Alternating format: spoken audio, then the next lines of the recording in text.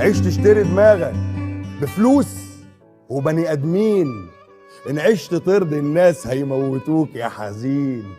رايق ووحداني اجمل كتير وانضف من فكرة اللمة، بس لما مش سالكين.